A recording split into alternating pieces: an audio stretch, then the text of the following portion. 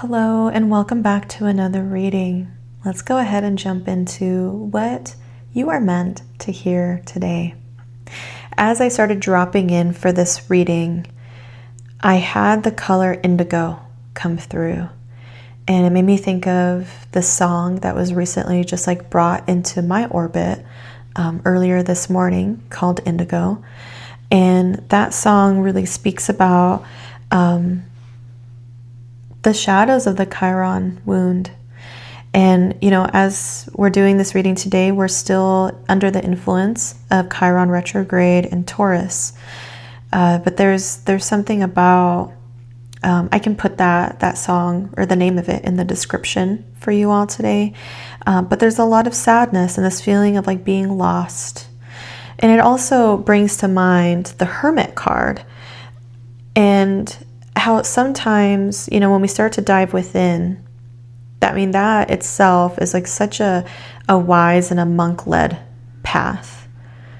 But when we travel there too long and we're no longer traveling purposely, but instead we start falling into it, we can get really lost. And that song of Indigo, it gives this sense of lostness in the shadows. And so I'm curious if that feels resonant for you today. I felt drawn to the RW deck, and then we also have this stone here.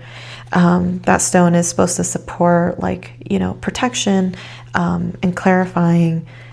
So clarifying energies, and densities, of course. So let's go ahead and see what is meant for you to hear today. And of course, we'll start with where are we finding you? I feel like that can be really helpful too for confirming whether this reading is for you. But I'm also a believer in what? If you're finding a reading at a point in time, there's something within that reading that is that's resonating with something in you. You know what I mean? And whether that's within you or within your energetic field, okay, that actually feels really important to note, because for myself, there are so many readings that I come across where I'm at first I'm that seems interesting. And then I'll sit with it. And as I'm sitting with it, it feels all of a sudden we go this way. We're not in alignment. We're not in coherence, even if we might be for a split second. Right. And so I think that's also important information to have that data, you know what I mean? Of okay, there's something about this reading that drew me in, but there's something about it that is not in coherence. And know that that's okay. That's a really great opportunity to also examine that internal compass, of your intuition. Of okay, this is something I'm drawn to. If I'm no longer drawn to it, honor that. And then start engaging in that dance. And that dance is a process of recalibration. So you may be called to recalibrate at this time. Okay. I lost count of how many shuffles I've already done. I try to do 3. I love doing 3 of upright and then, flipping it over. Since I can't remember though, we'll just have this be our last one and trust that this is what was supposed to happen, because there are no coincidences, right? All synchronicity. So, it looks like we're finding you in a place of reflecting on your journey so far, how far you have come, where you're gonna go next. This is a very divine place to be in. I love this card. It is just so beautiful. We have this gold sky with the gold aura and the gold waters. And yes, there might be some patchy land. But hey, I haven't paid a lot of attention to that before. Maybe there's something about that that's significant here, of recognizing okay, where you're pausing to look and reflect, the recalibration place. Yes. It may not feel as though like it's like lush. You know, we might not be finding you in a place of lushness. That doesn't mean you're not going to experience it. In fact, it might mean that you're going to. But instead, you're more focused on the divinity that is all around you. Ooh, that's like surround sound. Let's see what you're meant to hear today. Yeah, this is like a very different switch up from like starting talking about Chiron retrograde, that indigo and indigo energy, which could also be related to the chakras, right? But then also like this reflection and seeing where you're at. There's something kind of playful about it. So, you know, it sounds like maybe, just maybe, you've already been transmuting some densities here. That wouldn't surprise me because you're here. And we do work like that. Those that, you know, those that are here, like you. Okay. I feel like one of the cards flipped over. Am I tripping? Did you all see that too? Nope, it's here. Two of Wands. Okay, so we found you in a place of Three of Wands, and then Two of Wands flipped over, stayed hidden in the deck, but we found it. Okay, so Two of Wands. You know, this is, for me at least, the way that I interpret this is like examining like, okay, what is the knowledge that I have? What am I ready to share with the world? This feels very much like, how do I share the knowledge that I have? And it's kind of like this waiting, right? Like looking out at the waters, kind of like in the Three of Wands. But this is more, it feels more cerebral. It feels more like a pondering.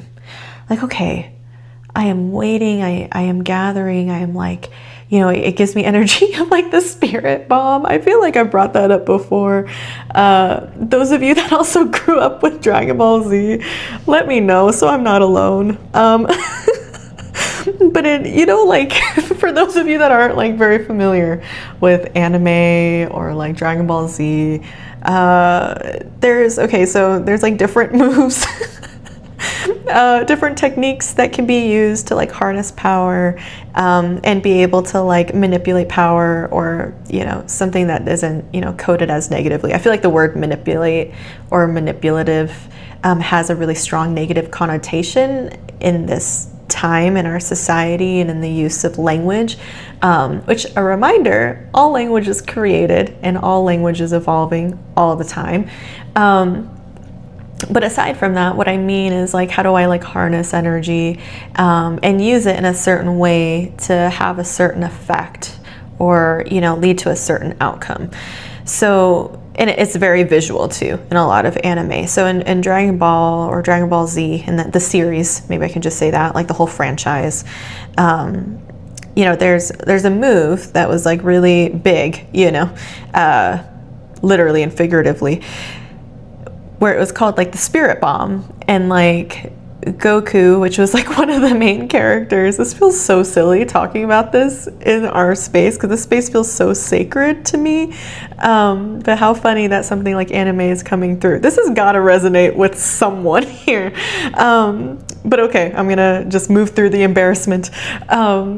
But yeah, there's like the spirit bomb. Okay, I keep coming back to it. So the spirit bomb, it's like, you know, there's this whole period of like waiting where he's like, spirit bomb or something, where he like, you know, calling out the moves. And he stays there. And he's like, woo, you know, like, he's like literally suspended in air, holding out his hand. You can't see my hands, but he's holding it out like this, but like, you know, with arms extended, you know, legs extended. He looks like a starfish in the sky. And there's like this whole, like this huge auric field around him that like no one can get to. And he's like in this like meditative space. But I feel like he might also be screaming the whole time, like, ah, you know.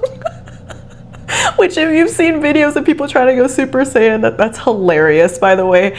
But hey, no shade, right? Like, we all explore energy in different ways. But basically, while he's suspended in space and time, at least in his time dilation bubble, or his like auric field, he's like drawing energy, like he's asked permission from everything around him on Mother Gaia or Mother Terra. And drawing in that energy into this like large mass. And then that's used to, you know, harm an invader, which, you know, there's stuff around that too.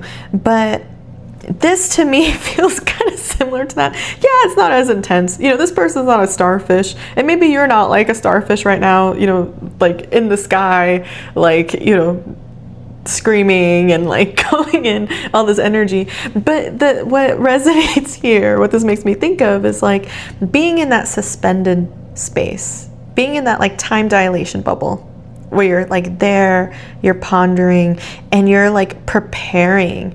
Like the space that you're in feels very sacred, and it feels like it allows for your inner child to come through. Maybe that's why some of the silliness is coming through here, and it also allows like this limitless, not even exploration, limitless allowance. Yes, limitless allowance of whatever it is that is meant to come through, and allowing it to just like float around you.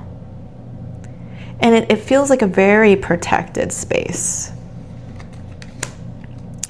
Okay, so we've got a few more cards here. Some of them were more positioned in the overlay, some more in the reverse. Okay, so let's look at this.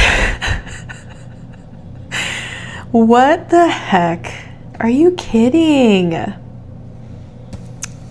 I don't even know what to say. Okay, we just talked about the Two of Wands, time dilation bubble. We found you in a place of Three of Wands, all lit up in gold, looking at everywhere that you've been, where you're gonna go, stepping into your power and being like, fuck yeah, I'm gonna take this next journey. And what do we see in the overlay? The Four of Wands. 2, 3, 4. Could be really significant, that sequencing, that angel number. But what the heck? Really? The Four of Wands. 12:21, 12:22, 12:23 on the clock. Are you kidding me? That's really cool. That is really cool. So an overlaying energy for you at this time, and that's probably why you're like in this place of like, okay, I am pondering, I am getting ready, I am looking at where I've been and where I'm going, and then zoop, you are moving through. You are gonna move through these gates and you're gonna receive abundance. You are stepping into this portal. You are moving forward, and that is so cool. I know I mentioned this is happening under the influence of the Chiron retrograde in Taurus. Also being influenced by the Lion's Gate. You know, we're gonna be influenced by the Lion's Gate for the next couple of weeks. Yeah, so this could be related to that as well. Ooh, golden path. That is really cool. So the other overlays. Okay, so we have the Six of Cups. This, to me, you know, it feels very nostalgic. Okay, so it could be something, you know, that you're reminiscing about. But there's also the Knight of Cups. So this is bringing me again to like inner child stuff, especially thinking about like the Two of Wands and what we talked about with the inner child. I mean, you know, with this card, I don't feel like a lot of people like tend to read it with like inner child energy. It was just, you know, an energy that felt like it was coming up here. But this too, like thinking about like the nostalgic waters of the Six of Cups, you know, the six, I have 6 decks out right now. You see 6 boxes here. You know, so 666 could also be significant. And now, before you all go into like, oh my gosh, that is double energy. It's not 1414, okay? It is not. Okay, it depends on how you look at it and what perspective, what framework. You know, I'm not gonna, you know, throw shade on any type of like religious perspectives. But what I will say is that when I'm bringing up the numbers 666, it's a reiteration of the number 6. And 6 is the vibration of love. It is the energy of love. And this could also be significant for someone who's a life path 6. So for those of you, I don't know if you're all into like looking up numerology stuff, this could be a good opportunity to look into that too. I love numerology stuff. But yeah, like life path numbers, this could be significant to life path number 6. Or even just examining how love, like the resonance of love, has been in your life lately. But with this Knight too, this is like a moving forward. So it's almost like the nostalgic waters is in your cup and you're like bloop, bloop, bloop, bloop. Like you're just like walking along. You're gonna take this forward. You're gonna do with it what you will. And maybe you're gonna take this through the gates. And it's interesting that I like did this. I did that because it was easier to move, but there could be something significant about that too. So this, it can feel, again, like that time dilation bubble, like you're kind of like suspended in time. It could feel like there's no movement. Whoa. Okay. It could feel like there's no movement. Because you know what? I'm also looking at the last card that came out. Let me go ahead and show that to you all. This one came out in reverse. It's the 8 of Cups. It could feel like you're resisting an ending. You're resisting walking away when you know something is done because it's done. And you know that deep down. Whatever this is. And you know, this could be person, place, thing. It could be some like, you know, these cycles that you've got caught in, you know, because it's the element of water, it could be, you know, whatever it is, it could be deeply tied to like your emotions and how you sense the world, how you view yourself even, but more from like an emotional stance versus like a cognitive stance, you know, because I feel like that would be more of like sword energy.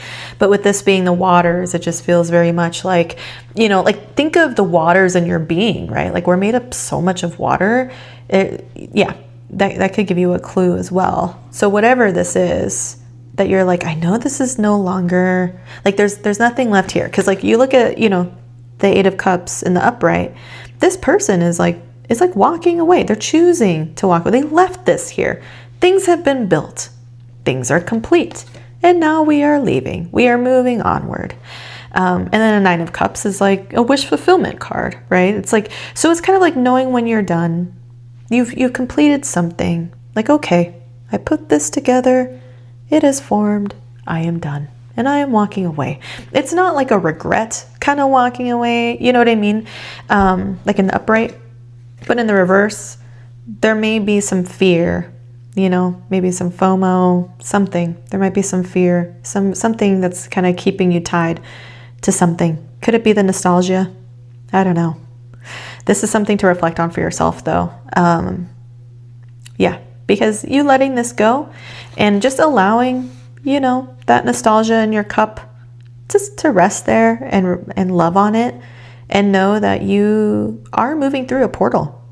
It may feel like things aren't moving, but you releasing is allowing this moving. Okay, I feel drawn to this crystal deck.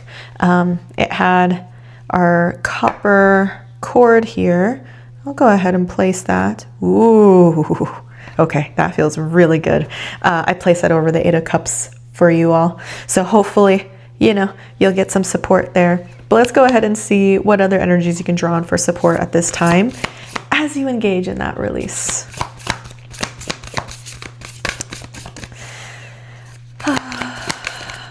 This deck is like so big for my hands that like we may need to just shuffle a few times and then just pick a card, which I'm not upset about.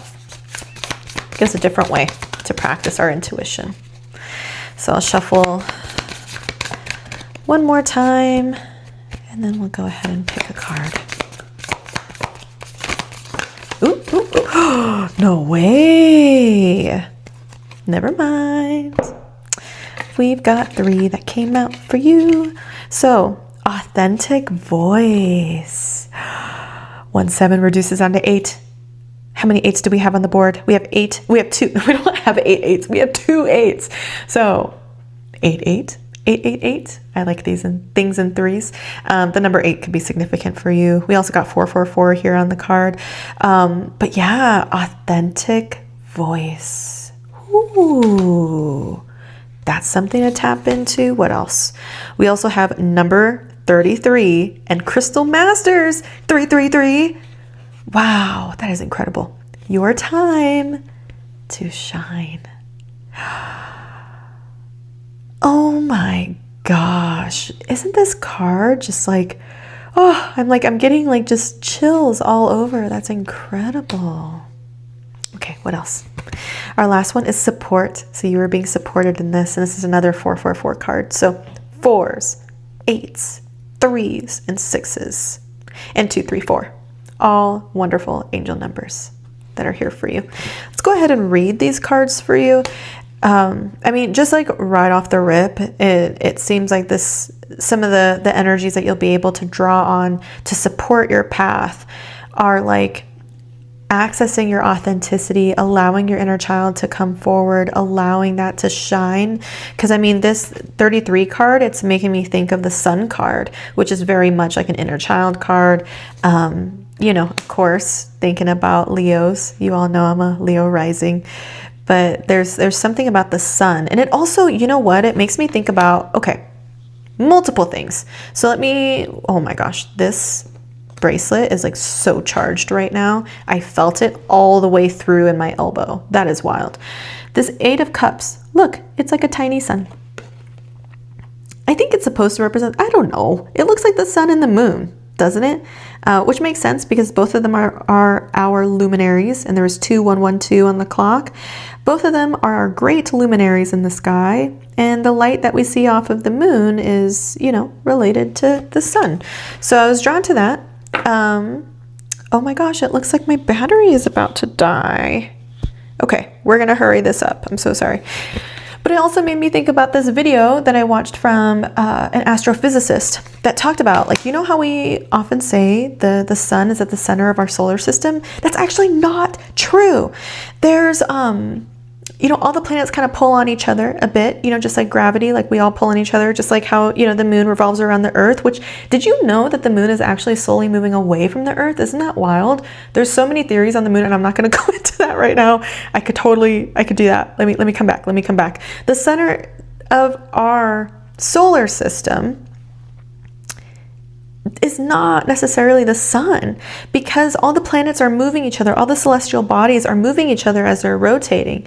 And Jupiter, this ginormous planet of abundance, incredible planet. I love Jupiter.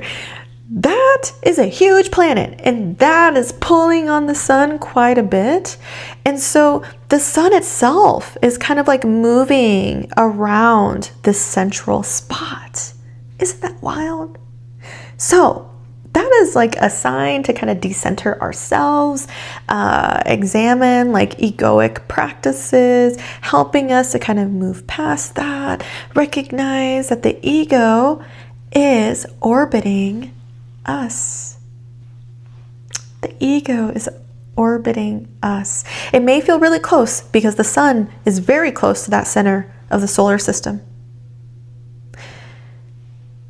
But we are not our emotions, we are not our thoughts, we are not our bodies. Yes. Okay. I am so worried that this reading is gonna get cut off. So I'm really hoping that we can get through this. So if it does get cut off, I apologize. But let's see here. Number 17, we'll start there. Authentic voice. Okay, there you go. We bring you the gift of authentic voice. We want you to know your own truths and to speak them in your own way, because you have something of value to share, your inner world, your unique viewpoint in the person that you are. When you speak from your authentic voice, you help others relax, come out of their heads into their hearts, and remember the truth of who they are as well.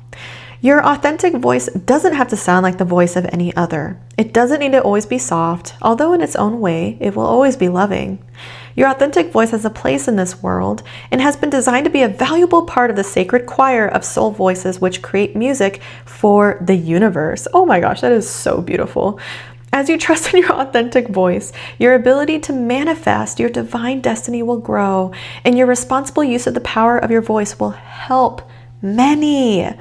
Yes, another great reminder that our gifts are not just for us to like hold on to. When we are scared and terrified of sharing our gifts, like for example, our voice, that is a disservice to the collective. We are not meant to hold our inspirations, our love, or our shine away from other people. That is meant to be shared. And that's not me yelling at you. That's me like saying that out, like, and also to myself, you know, because it's, again, that ego, bro, that ego. Oh my gosh, why am I hearing that song? Ego by, what is it? By Beyonce. Oh my gosh, how funny. Okay, well, look at 33. I love that so much silliness is coming through in this reading today. Thank you so much for being here, because you are a part of this, you know what I mean? And so if I'm able to access this silliness here, it's because it's part of this transmission and that's resonating something in you. Wow, that was, these are my special effects. I should probably get better at video effects to kind of make these readings a little bit more visually appealing for you all. Maybe that's something I'll dabble in a little later. But let's look at number 33, your time to shine. Okay, we bring you the blessing of your time to shine. On the divine path, you gain empowerment through surrender and alignment with divine consciousness greater than your own. As you choose to surrender into higher consciousness through prayer and intention, you are held in a field of divine protection. You also gain strength, wisdom, and understanding. You release fear and gain love's power. And just now, I saw a white orb pass by. You become increasingly radiant, discovering more of your own divine identity. At some point on your path, whilst this is always happening for you on the inner planes, you will be ready to perform a similar function on the outer planes in the world of forms, which is the 3D. This is when you will be asked to bravely shine your light to help those in need, perhaps lost or in darkness of some sort in the physical world. So this is also making me think about, like, after you step through these gates, like the 4 of Wands, because, you know, again, we're moving from the 2 of Wands, 3 of Wands to the 4. 2, 3, and to the 4. Oh my gosh, we are not going to start singing that song. 1, 2, 3, into the 4. Oh my gosh, I know Snoop Dogg is kind of controversial at this time. I miss old Snoop, you know what I mean? But anyways, yeah. After you walk through these gates, because, you know, you're kind of in that, again, that time dilation bubble, you know, like you're contemplating, you're gathering your energy, you're readying yourself, you're reflecting, you're deciding what direction to take. And when you take those steps, or in this process of doing that, you are moving through this gate. That is the process of this. So you contemplating and you getting ready, that is your movement through the gate. That feels really important to me. And what was I going to say after that? Oh, yes. So with this card, the number 33, this feels like, you know, when you move through that gate, you are being called to shine. So, you know, using your voice and allowing your light to shine on the other side of those gates seem to be really important. Okay, number 9, support. I think we'll be able to complete this reading before everything goes out. Trying to see, yeah, that's red too. Okay.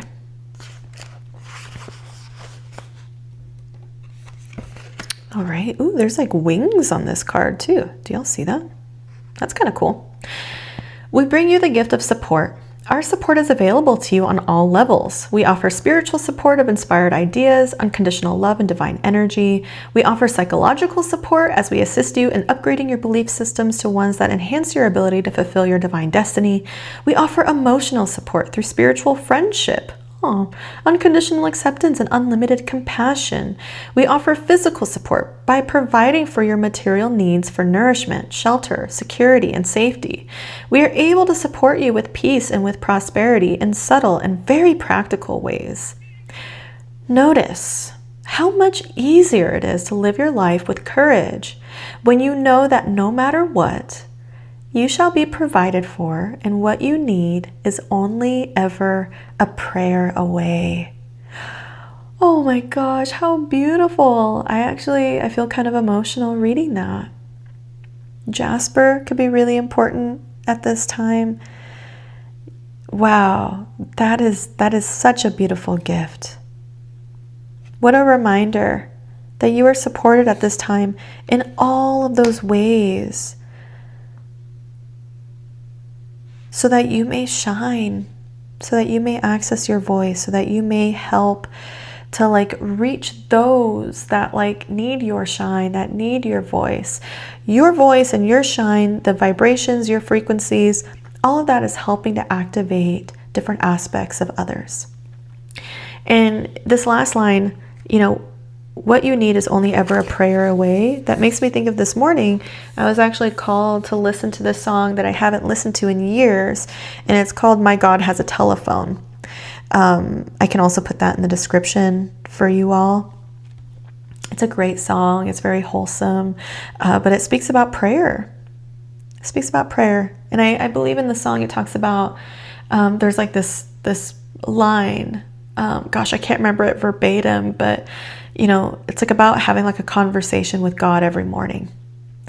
And so during this time, as you're like in your time dilation bubble, and we are in ours, you know, and you're pondering and you're readying and you're moving through, because again, this process that you're doing, it may not feel like movement, but you're moving through this gate. As you're engaging in that, it could be really helpful to like engage in conversation. So some people call that prayer. Some people call that different forms of meditation. Some people call that journaling. You know, whatever ways of communicating with your higher self, the divine, God, source, whatever language that you use. It could even be Allah, Buddha, whoever. Allowing yourself that space to like connect seems to be really important at this time. And there's this like, it feels like there's this energy that's like washing over that is so calming, so loving, and I'm feeling so much more Reiki, so much more energy. Before I did this reading, I cleansed the space with Reiki, and I'm feeling a lot of that, like this pouring. There's a lot of pouring that's happening right now. There's a lot of, I can feel a lot of warmth in my hands. There's a lot of Reiki that's coming through. So this is beautiful. You're doing incredible work, as always. And also, as always, I am so glad and so grateful I got to do this reading for you today. I see this as an act of divine service, and so I'm so grateful that we got to cross paths and this reached you at the time when it needed to. So thank you so much for doing this work. You are transmuting these densities in this lifetime, not just for you, but also for your lineage, physical, ancestral, ethereal, extraterrestrial.